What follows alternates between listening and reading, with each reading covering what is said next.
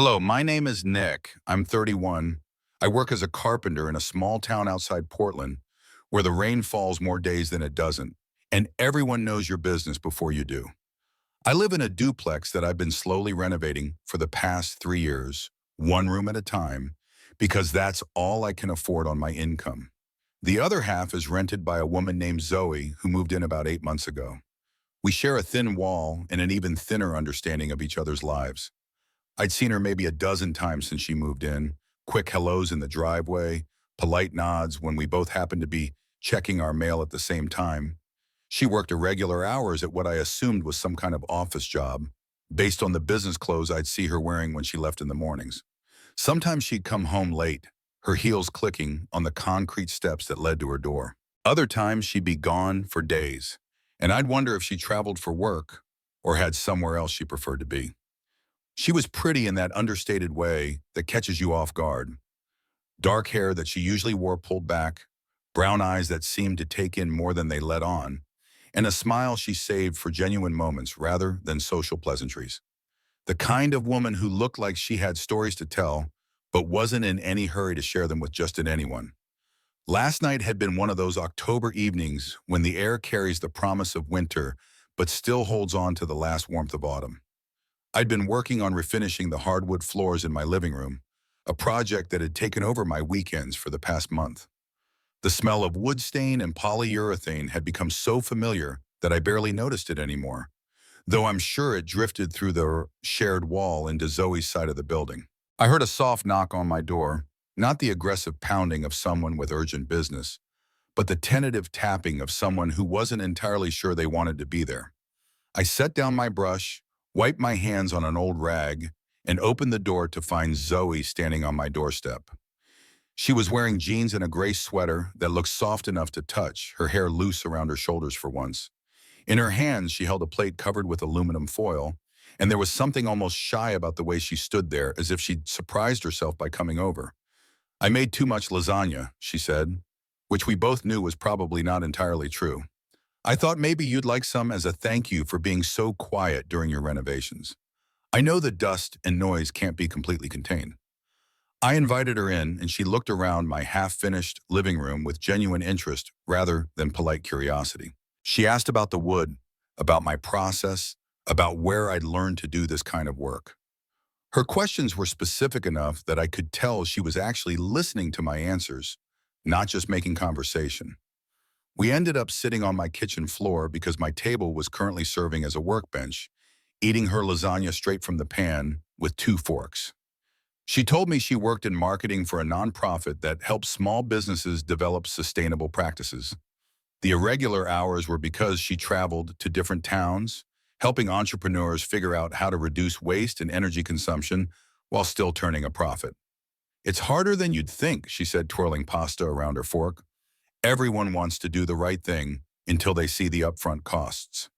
We talked about work, about the town, about the challenges of living in a place where change happens slowly, and newcomers were viewed with friendly suspicion until they proved themselves. She'd grown up in Seattle, missed the city sometimes, but appreciated the pace of life here. I told her about learning carpentry from my father, about taking over some of his regular clients when he retired, about the satisfaction of transforming something broken into something beautiful. The conversation flowed easily, without the awkward pauses that usually marked interactions between near strangers. She had a way of listening that made me want to tell her things I hadn't planned to share. And when she laughed at something I said, it felt genuine rather than polite. She gathered up the empty lasagna pan and stood to leave. At the door, she'd paused, looking like she wanted to say something else, but then just smiled and said, "Thanks for dinner," even though she'd brought it. I watched her walk the few steps to her own door, noticed how she fumbled with her keys for a moment before disappearing inside. The porch light cast long shadows across the space between our doors, and I stood there longer than necessary, thinking about how easy it had been to talk to her, how natural it felt to have her in my space. This morning started like most others. Coffee first, always coffee first, because I'm useless to myself and dangerous to others without caffeine.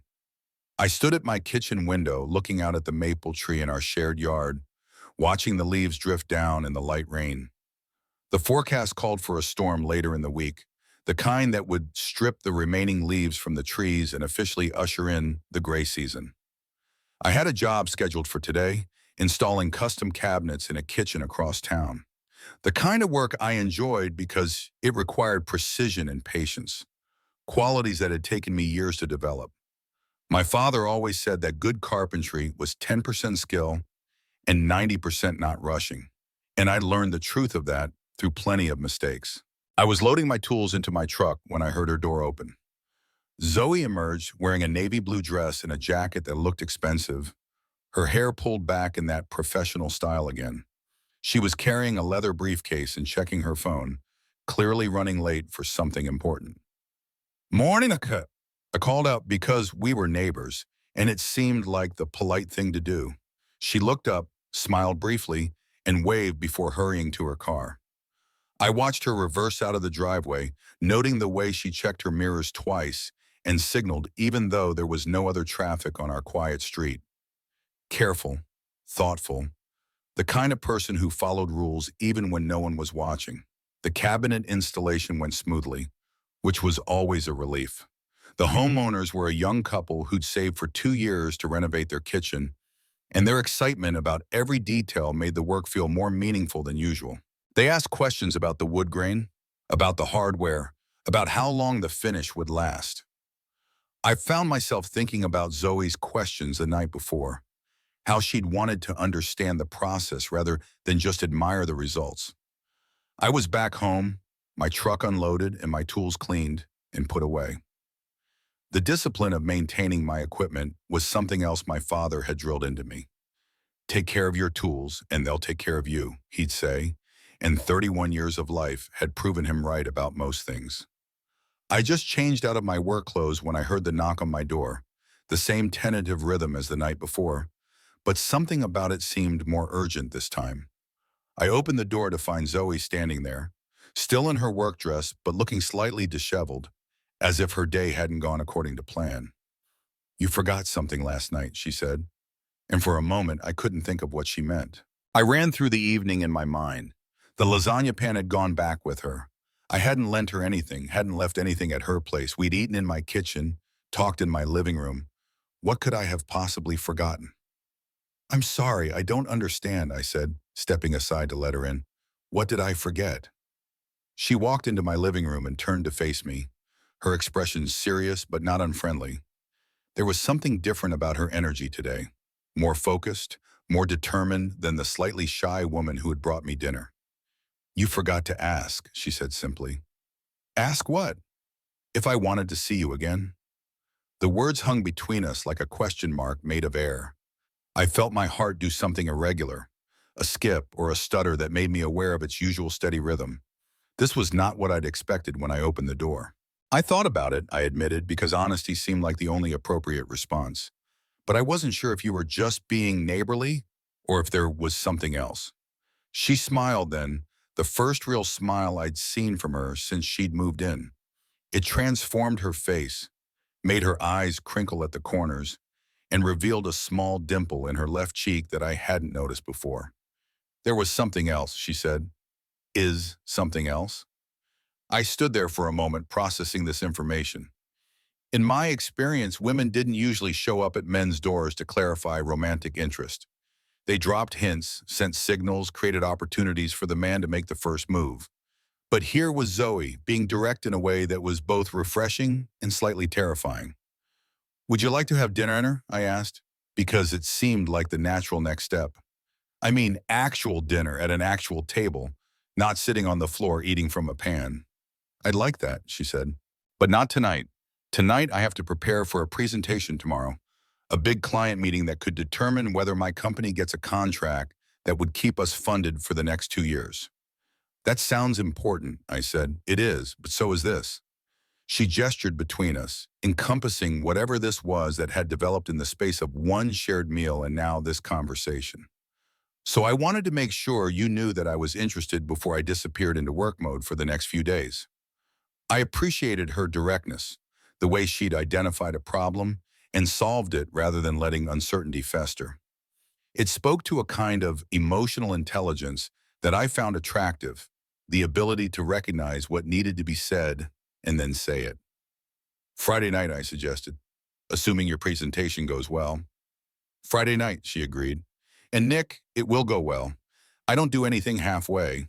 After she left, I found myself standing in my living room, looking at the space where she'd been standing. The scent of her perfume lingered faintly in the air, something floral but not overpowering. I tried to remember the last time a woman had surprised me like this, had taken the initiative in a way that felt confident rather than desperate. The next 3 days passed with an awareness I hadn't felt in months. I found myself listening for sounds from her side of the duplex, wondering how her presentation was going, whether she was nervous or confident, whether she was getting enough sleep. Twice I saw her car in the driveway when I came home from work, but I didn't see her. She was probably buried in preparation, and I respected that enough not to interrupt. I heard her talking on the phone in her backyard. I wasn't intentionally eavesdropping, but sound carries in the quiet spaces between houses, and I caught fragments of conversation as I worked in my garage. She was discussing strategy with someone, running through potential questions and responses. Her voice sounded calm and professional, but I could hear the underlying tension that comes with high stakes. I watched her leave earlier than usual, dressed in what I assumed was her most professional outfit. She moved with purpose, no fumbling with keys or checking her phone. This was Zoe in full work mode, and there was something compelling about witnessing that transformation. I spent the day distracted, thinking about where to take her for dinner. The town didn't offer many options beyond the usual chain restaurants and a few local places that ranged from mediocre to decent. I wanted somewhere that would allow for conversation, somewhere that felt special without being pretentious. Finally, I settled on a small Italian place about 20 minutes away, a family-owned restaurant that I'd been to a few times for special occasions. I made a reservation, then spent an embarrassing amount of time deciding what to wear. Jeans seemed too casual, but a suit would be overkill for a first official date with my neighbor. I settled on khakis and a button-down shirt, the kind of outfit my mother would approve of, and my father would consider appropriately respectful. I knocked on her door, the same tentative rhythm she'd used on mine because it seemed only fair to return the favor. When she opened the door, I felt that heart-skip sensation again. She was wearing a black dress that was simple but elegant, her hair down and slightly wavy, as if she'd taken time with it. She looked beautiful, but more than that, she looked happy. "The presentation went well?" I asked as we walked to my truck. "Better than well," she said, and I could hear the satisfaction in her voice. "We got the contract, 2 years of funding, plus the possibility of expansion if we meet certain benchmarks." "Congratulations, that's incredible." "Thank you. I've been working toward this for months, and there were moments when I wasn't sure it would happen, but sometimes preparation and persistence pay off." I opened the passenger door for her, a gesture my father had insisted was always appropriate, regardless of changing social norms.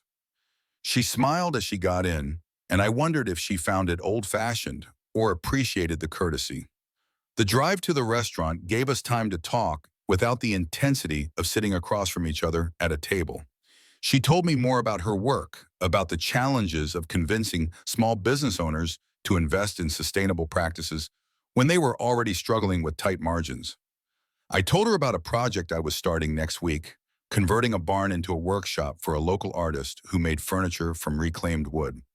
"That sounds like exactly the kind of thing my clients would love," she said. "Someone who's already committed to reusing materials, turning waste into something valuable. Maybe you could meet her sometime, Isabel. She's got some interesting ideas about sustainable design." "I'd like that." The restaurant was busier than I'd expected for a Friday night, but our table was ready when we arrived. It was tucked into a corner near a window that looked out onto a small garden, private enough for conversation, but not so isolated that it felt awkward. The waiter, a middle-aged man who seemed to know every regular customer by name, brought us menus and water without hovering. "This is nice," Zoe said, looking around at the warm lighting and family photos that covered one wall. "How did you find this place?" "My parents brought me here for my college graduation dinner. It's been a family tradition for special occasions ever since." "Is this a special occasion?" The question was asked lightly, but I sensed it carried more weight than the casual tone suggested. We were navigating the territory between neighbors and something more, and every conversation felt like it mattered. I think it might be, I said, though I'm not entirely sure what we're celebrating yet. She laughed, and the sound seemed to relax something in both of us. Well, there's my work success in your successful cabinet installation, and the fact that we managed to move from sharing a wall to sharing a meal without any major disasters. No disasters yet, I agreed, though the night is young. We ordered wine, something red that the waiter recommended, and I found myself studying Zoe's face in the candlelight. She had a way of listening that made me feel like I was the only person in the room, leaning forward slightly when I spoke, asking follow-up questions that showed she was actually processing what I said, rather than just waiting for her turn to talk. Tell me something I don't know about you, she said after we'd ordered our food. What kind of something? Something that would surprise me. Something that doesn't fit with your image as the quiet carpenter next door. I thought about it for a moment. Most people saw me as straightforward, uncomplicated, the kind of man who worked with his hands and didn't have much to say about anything beyond tools and weather. It wasn't entirely wrong, but it wasn't the whole story either. I write, I said finally. Write what? Stories? Nothing published or anything like that. Just something I do in the evenings sometimes, when I can't sleep or when I have something I need to work through. Her eyebrows rose slightly, and I could see genuine interest in her expression. What kind of stories? Usually about people like the ones I meet through work. The couple who saved for 2 years to renovate their kitchen. The widow who wants to convert her garage into an art studio. People who are trying to build something better for themselves. That's not what I expected you to say. What did you expect? I don't know. Maybe that you played guitar, or that you used to be in the military, or that you had some secret hobby like collecting vintage motorcycles. Sorry to disappoint you. I'm not disappointed. I'm intrigued. Do you have any of these stories with you? Not with me, no, and I don't usually share them with people. Why not? It was a fair question, and I found myself considering the answer. Why didn't I share them? I'd never really thought about it before. I guess because they feel personal, even when they're about other people. Like I'm trying to understand something about human nature, and I'm not sure I'm qualified to be making those observations. Everyone's qualified to observe human nature, she said. We're all human. We all have experiences and insights worth sharing. The food arrived then, interrupting the conversation, but not the feeling that something significant was happening between us. We talked about other things while we ate, her childhood in Seattle, my decision to stay in the same town where I grew up, our shared appreciation for the kind of autumn evening that makes you grateful for warm restaurants and good company. Your turn, I said as we finished our main courses. Tell me something that would surprise me about you. She considered this, twirling her fork through the last of her pasta. I almost didn't take the job here. I had another offer in Portland that paid better and had more opportunities for advancement. What made you choose this instead? The work felt more meaningful, and I wanted to prove to myself that I could succeed somewhere that wasn't a big city, somewhere that required different skills than what I was used to. Are you glad you made that choice? Most days, yes. There are times when I miss the energy of the city, the feeling that anything could happen at any moment. But there's something to be said for a place where you can actually get to know your neighbors, where your work has visible impact on real people's lives, even neighbors who take 8 months to ask you to dinner. Especially those neighbors. The waiter brought dessert menus, but neither of us seemed interested in prolonging the meal. There was an energy building between us that felt too important to ignore, a sense that we were approaching some kind of decision point. Would you like to go for a walk? I asked. There's a park near here with a path along the river. That sounds perfect. The night air was crisp but not cold, with that clarity that comes after a day of rain. The park was mostly empty except for a few other couples and someone walking a dog.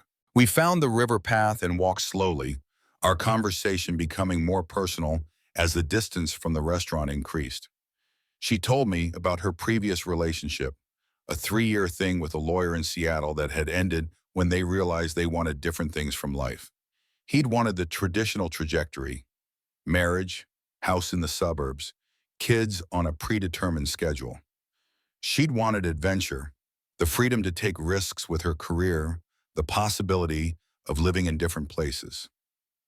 I don't think either of us was wrong, she said. We just weren't right for each other. I told her about my own romantic history, which was shorter and less complicated than hers. A few relationships in my 20s that had faded rather than ended dramatically. Women who'd eventually decided they wanted someone with more ambition or different interests. I'd started to think maybe I was the kind of person who was better suited to being alone. But you don't really believe that, she said. It wasn't a question. No, I guess I don't. I think I just hadn't met the right person yet. We'd stopped walking and were standing on a small bridge that crossed the narrowest part of the river. The water moved quietly below us, reflecting the lights from the town. Zoe was leaning against the railing, looking out at the water, and I found myself studying her profile in the dim light. Nick, she said without looking at me. Yeah? I'm glad I knocked on your door that first night. Me too, and I'm glad I came back to tell you what you'd forgotten. What do you think would have happened if you hadn't? She turned to face me then, and I could see something in her expression that made my heart do that irregular thing again. I think we would have spent months being polite neighbors, wondering what if until one of us moved away or met someone else. That would have been a shame. Yes, it would have. The moment stretched between us, filled with possibility and the kind of tension that comes before something important happens. I could hear the water moving below us, could smell her perfume mixing with the autumn air, could see the way the light caught in her hair. Zoe, I said, and then stopped, not sure how to finish the sentence. Yes? Instead of answering with words, I stepped closer to her, close enough that I could see the flecks of gold in her brown eyes, close enough that I could feel the warmth radiating from her skin. She didn't step back. Is this okay? I asked, because consent mattered, even in moments that felt inevitable. More than okay, she said, and then I was kissing her. It was the kind of kiss that feels like a conversation, gentle at first and then deeper as we both realized this was what we'd been moving toward since she'd shown up at my door with lasagna. Her hand found the back of my neck, her fingers threading through my hair, and I thought about how long it had been since I'd felt this kind of connection with someone. When we broke apart, we stayed close, foreheads touching, breathing the same air. So, she said softly, what happens now? It was a practical question, the kind that needed to be asked when neighbors became something more.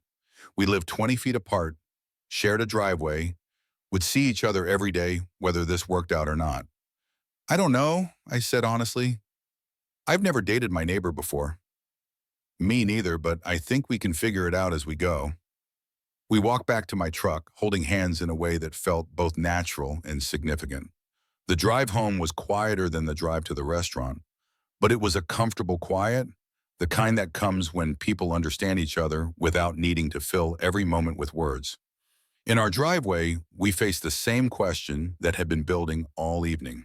Her door was 15 feet from mine, close enough that we could continue this conversation, far enough that we could end the evening here if that felt right. Thank you for dinner, she said as we stood between our two doors, and for the walk, and for being patient with my unconventional approach to dating. Thank you for knocking on my door both times. She smiled, and I could see her weighing the same decision I was considering. The night felt unfinished, but there was something to be said for not rushing, for letting things develop at their own pace. I have an early morning tomorrow, she said finally, a client meeting in Salem, and I have a project to finish before Monday, but maybe Sunday if you're free. I'm free. Good. I'll think of something we can do that doesn't involve either of us cooking. She kissed me again, softer than on the bridge, but no less meaningful, and I watched her unlock her door and disappear inside. I stood in the driveway for a moment, looking up at the stars that were visible now that the clouds had cleared, thinking about how much can change in the space of a single evening. Inside my house, I found myself too energized to sleep. I sat at my kitchen table with a cup of coffee and a legal pad, and for the first time in months, I started writing. Not about clients or work projects, but about tonight, about the way Zoe had looked in the candlelight, about the feeling of possibility that seemed to fill the space between our two doors. The story came easily, flowing from my pen in a way that felt natural and right. I wrote about second chances and unexpected connections, about the courage it takes to knock on someone's door and say what you really mean. I wrote until the coffee was cold and the first light of dawn was creeping through my kitchen window. Saturday passed in a blur of work and anticipation. I finished the trim work on my living room, finally completing a project that had been dragging on for weeks. The physical labor felt good, gave me something to do with the nervous energy that seemed to be humming through my system. I heard Zoe leave early in the morning and return late in the afternoon, her heels clicking on the concrete in that familiar rhythm. I resisted the urge to find an excuse to be outside when she got home, reminding myself that we'd agreed to see each other Sunday and that I didn't want to seem overeager. But I heard a knock on my door, the same tentative rhythm, but by now I was beginning to recognize it as distinctly hers. "I brought Chinese food," she said when I opened the door, "and I was hoping you might want to share it, if you're not busy." She was wearing jeans and a sweater, her hair pulled back in a ponytail, looking more relaxed than I'd seen her since she'd moved in. In her hands were two bags from the Chinese restaurant in town, the good one that actually had Chinese owners and didn't use too much MSG. "I'm not busy," I said, stepping aside to let her in. We ate at my kitchen table, which I'd cleared of tools and projects for the first time in months. She told me about her client meeting, how she'd successfully convinced a small manufacturing company to implement a waste reduction program that would save them money and help the environment. I told her about finishing my living room, about the satisfaction of seeing a long project finally completed. "Can I see it?" she asked after we'd finished eating. I led her into the living room, watching as she took in the refinished floors, the restored crown molding, the way the evening light fell through the windows I'd spent hours cleaning and repairing. "Nick, this is beautiful," she said, running her hand along the mantelpiece I'd stripped and restained. "You did all of this yourself?" "Most of it. I had help with the electrical work, but everything else was me. It must be incredible being able to transform a space like this."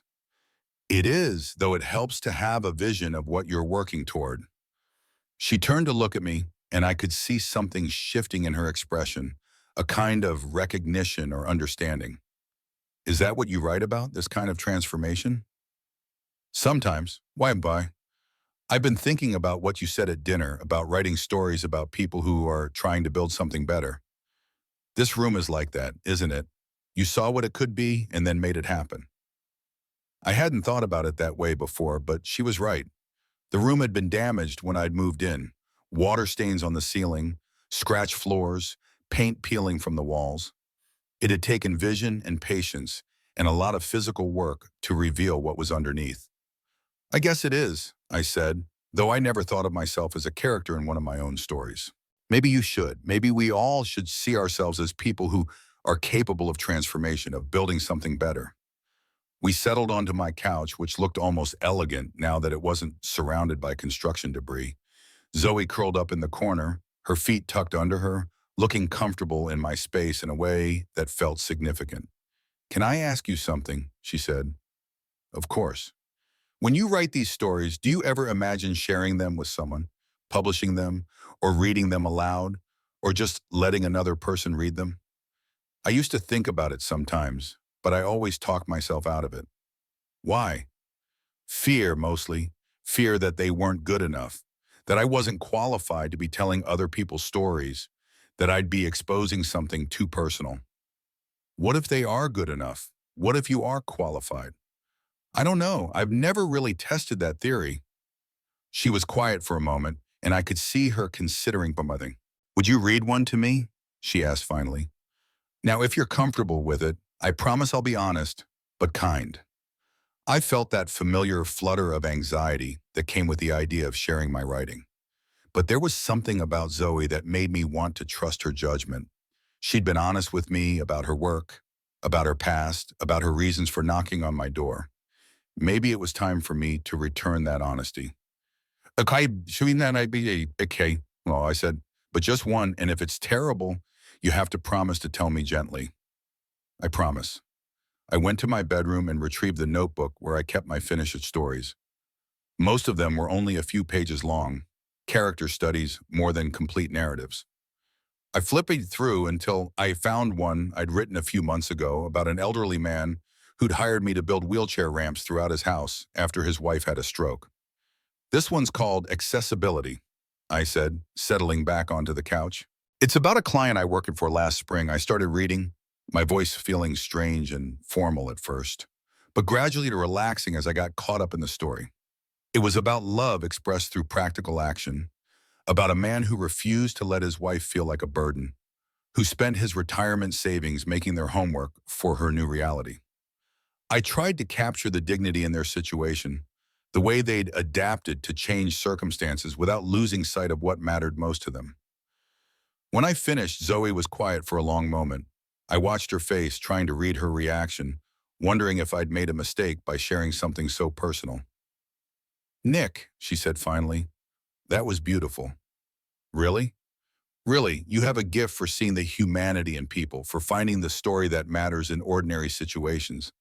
It doesn't feel like a gift. It just feels like paying attention. That's exactly what makes it a gift. Most people don't pay attention the way you do.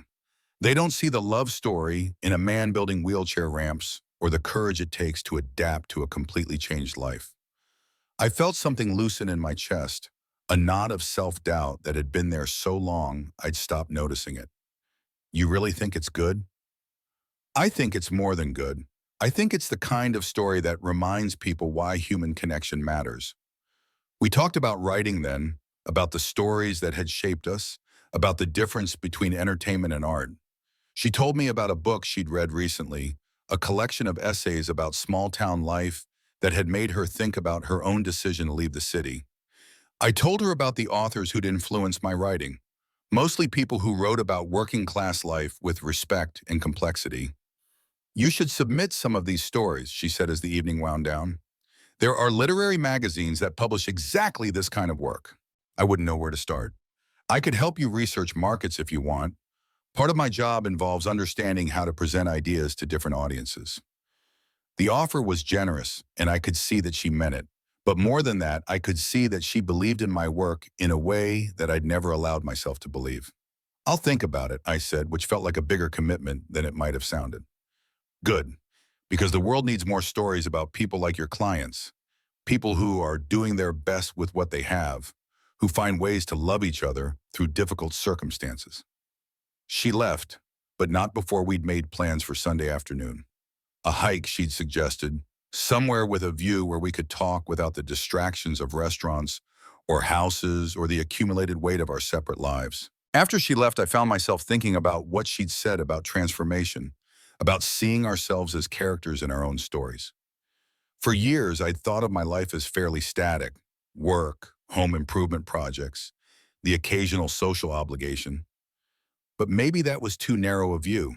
Maybe I was in the middle of a story about becoming someone new, someone who was brave enough to share his writing, to take risks with his heart, to see possibility where he'd once seen only routine. Sunday morning dawned clear and cold, the kind of October day that makes you grateful for sweaters and coffee and the promise of adventure. I'd suggested a trail about an hour north of town, one that led to a viewpoint overlooking the valley. It was challenging enough to feel like an accomplishment, but not so difficult that we'd be too tired to talk. Zoe knocked on my door, wearing hiking boots and a jacket that looked like it had seen some use. She carried a backpack that I suspected contained more than just water and snacks. And there was an energy about her that suggested she was looking forward to this as much as I was. "Ready for an adventure?" she asked. "As ready as I'll ever be." The drive to the trailhead gave us time to talk about lighter things: the weather, the changing leaves, our respective experiences with hiking. She'd done more serious hiking than I had, including a section of the Pacific Crest Trail the summer before she'd moved here. I'd mostly stuck to local trails, day hikes that I could manage on weekends between work projects. "This trail should be perfect then," she said.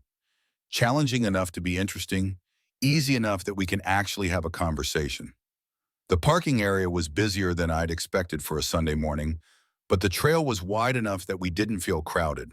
We fell into a comfortable rhythm, walking side by side when the path allowed it, single file when it narrowed through denser forest. The conversation flowed as easily as it had at dinner, moving from topic to topic without the awkward transitions that sometimes marked new relationships. She told me about her college years, about studying environmental science before switching to business, about the moment she'd realized she wanted to use her skills to help small companies rather than large corporations. I told her about learning carpentry, about the satisfaction of working with my hands, about the way my father had taught me to see potential in damaged things. It's interesting, she said as we paused at a creek crossing. We're both in the business of helping people build things. You build physical spaces. I help build sustainable practices. I hadn't thought of it that way, but you're right. Maybe that's part of what makes this feel so natural. We understand each other's work, even if the specifics are different. The trail began to climb more steeply as we approached the viewpoint, and our conversation became more intermittent as we focused on the physical challenge. But the silence felt comfortable, punctuated by observations about the changing forest.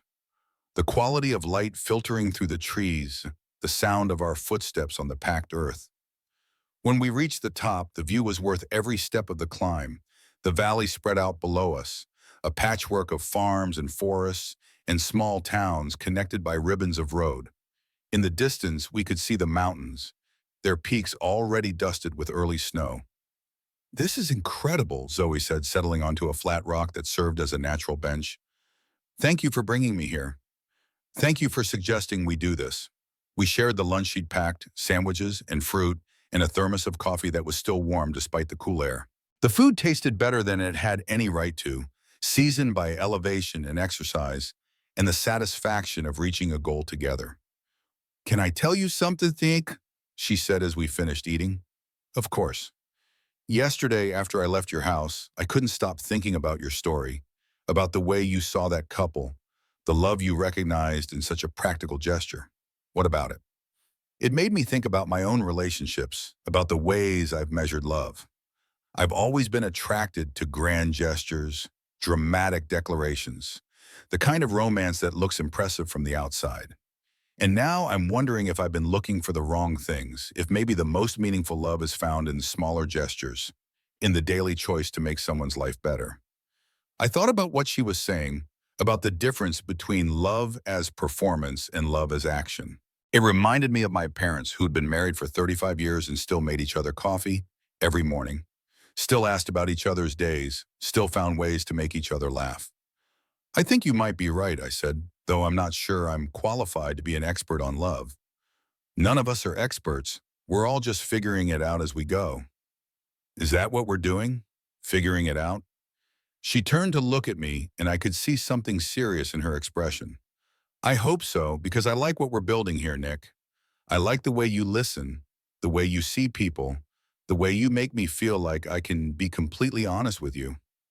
I like it too, all of it, even the part where your neighbor showed up uninvited with Chinese food. Especially that part. We stayed on the mountain for another hour, talking about everything and nothing, watching the light change as clouds moved across the sky. There was something about being above the everyday world that made conversation feel more honest, more significant. Up here with the valley spread out below us, our usual concerns seemed smaller, and our connections seemed more important. The hike down was easier on our lungs but harder on our legs, requiring a different kind of attention as we navigated loose rocks in steep sections. We were both tired by the time we reached the parking area, the kind of tired that comes from good exercise and fresh air and time spent outdoors.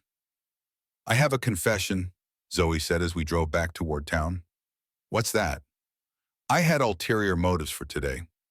I wanted to get you away from both of our houses, away from the familiar spaces where we might fall back into being just neighbors. And I wanted to see how we worked together when we were both a little tired, a little challenged, a little outside our comfort zones. How do you think we did? I think we did very well. Back in our driveway, we faced the same question that had been present Friday night. But this time it felt different. We'd spent the entire day together, had shared physical challenges and meaningful conversations, in the kind of comfortable silences that only develop between people who genuinely like each other's company. Do you want to come in? I asked. I could make dinner. Something simple. I'd like that. Inside my house, I have found ingredients for pasta with the vegetables I'd bought at the farmer's market yesterday. Simple food, but prepared with care, seasoned with conversation about our day and the comfortable intimacy that comes from cooking together in a small kitchen. She told me about her plans for the week, about a new client who wanted to implement composting programs in local restaurants. I told her about the barn conversion project, about my excitement at working with someone who shared my appreciation for reclaimed materials.